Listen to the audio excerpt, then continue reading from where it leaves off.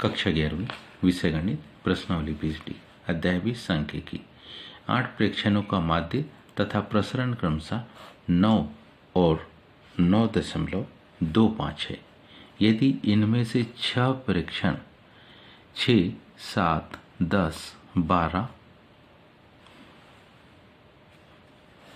12 और 13 है तो शेष 2 प्रेक्षण को ज्ञात कीजिए।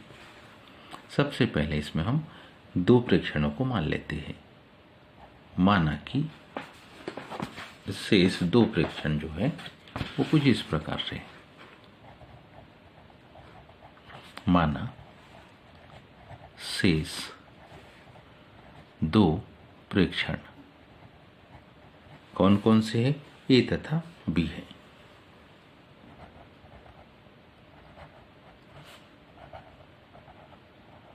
शेष 2 प्रेक्षण हमारे पास ए तथा क्या है, बी है।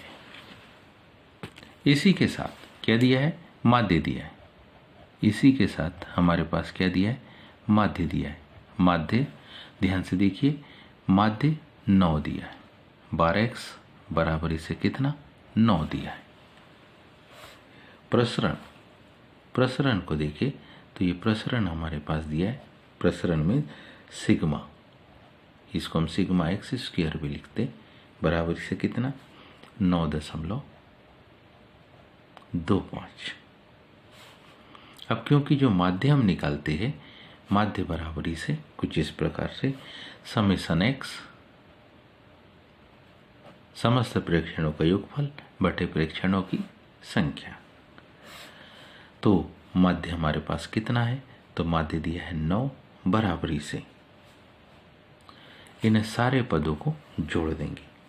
मतलब 6 धन 7 धन 10 धन 12 धन 12 धन 13 धन ए धन बी, और हमारे पास टोटल कितने, 8 प्रेक्षण दिए। जब हम इनका योग देखेंगे तो ये योग हमको कितना मिलेगा, ये योग मिलता हमको 9 का 8 में गुणा, 9 8 72, बराबरी से इन सब का योग ये हो गया 60 धन ए धन बी। 60 को इधर पक्षांतर करेंगे तो 72 में से घट जाएगा, तो हमारे पास पहला समीकरण आ गया, ए धन बी बराबरी से कितना, 12।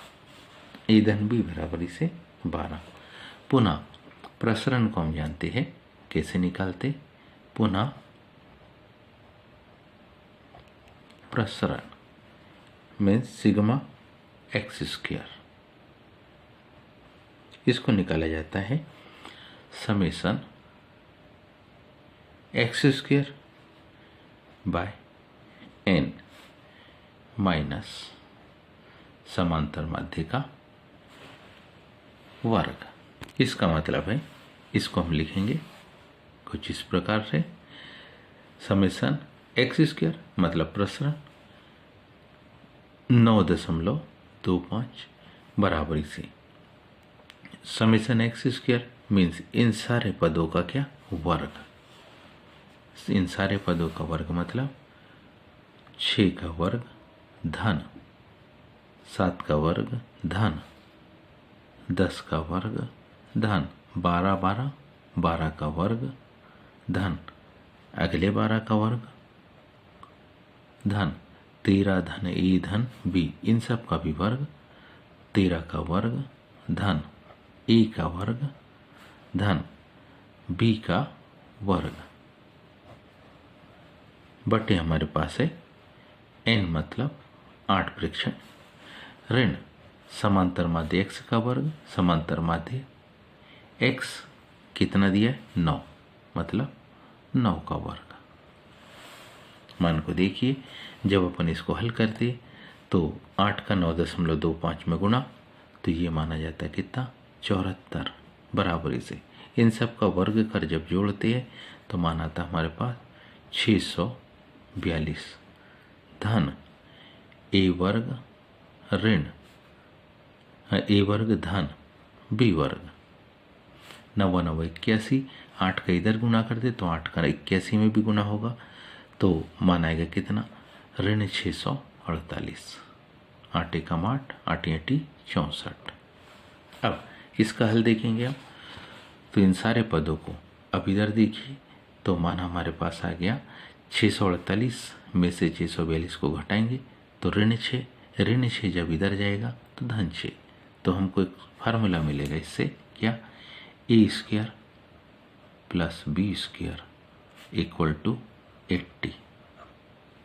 ये इसे हम पहला फार्मूला कहें और इसको हम दूसरा फार्मूला कहेंगे। इनको हम चाहे तो इस प्रकार से हाईलाइट कर सकते हैं क्योंकि इनकी हमको आवश्यकता पड़ने वाली है। ये दो फार्मूले, अब इनकी सहायता से देखिए, इसी समीकरण 1 को आवश्यकता पड़ने पर हम इस प्रकार से कन्वर्ट कर सकते हैं। मतलब क्या, b बराबर e से क्या लिख सकते हैं हम इसको, 12 ऋण a, इसमें हम इसको कन्वर्ट कर सकते हैं। तो यहाँ पर इस b वर्ग की जगह पर क्या लिखेंगे हम, 12 ऋण a वर्ग। तो देखिए इसको हमने लिखा a वर्ग धन 12 ऋण a वर्ग बराबरी से 80। ये कहाँ से लिखा हमने, ये लिखा समीकरण 1 द्वारा, समीकरण 1 की सहायता से लिखा। अब हमारे पास में क्या, क्योंकि यहाँ पर घात कैसी है 2 और यहाँ घात कैसी है 1, तो यहाँ इस पूरे की घात क्या हो जाएगी 2। अब 12 ऋण a, इसका जब हम वर्ग करेंगे तो मान कुछ इस प्रकार से आएगा, a वर्ग बर धन, तो ये हो जाएगा 12 12 144, मध्य का पद 12 दूनी 24 है, धन a वर्ग बराबरी से 80।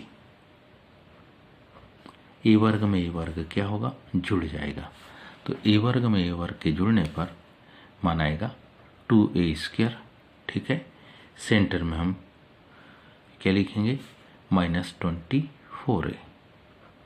80 इधर जाएगा तो 144 से घट गया, कितना बचा 64 बराबरी से 0।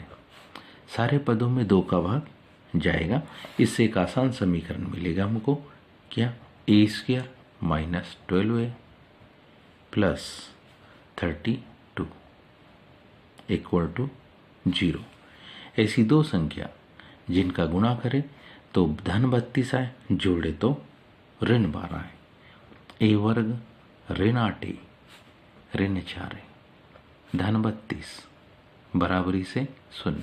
पहले दो पदों से a को यदि कॉमन निकाले तो a ऋण 8, दूसरे दो पदों से ऋण 4 को कॉमन निकाले तो a ऋण 8 बराबरी से 0। दोनों पदों से a ऋण 8 को यदि अपन कॉमन निकालते हैं तो पहले में बचेगा a, दूसरे में बचेगा ऋण 4 बराबरी से 0। यदि a ऋण 8 को 0 के बराबर लेते हैं तब हमारे पास में a का मान होता है 8, या a ऋण 4 को 0 के बराबर लेते हैं तब a का मान हमको मिलता है कितना, 4। अर्थात a बराबरी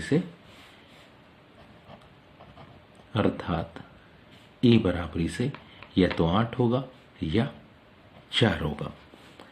जब हम a को 8 लेंगे, यदि a बराबरी से हमने 8 लिया तो ध्यान से देखिए हमारे पास जो वैल्यू है b बराबरी से 12 ऋण a, तब b बराबरी से क्या था 12 ऋण a, मतलब 12 ऋण 8, तो b की वैल्यू क्या होगी 4। या जब हम a बराबरी से 4 लेंगे तब इसी b की वैल्यू 12 ऋण a मतलब 12 ऋण 4, तो b की वैल्यू हो जाएगी 8। हम लिख सकते इस आधार पर अतः शेष जो 2 प्रेक्षण थे, क्रमशः ये 8 तो ये 4, ये 4 तो ये 8, तो हम शेष 2 प्रेक्षणों को क्या लिख सकते 8 तथा 4 है। उम्मीद है आप सबको ये समझ में आया होगा। आज के लिए इतना ही शेष का धन्यवाद।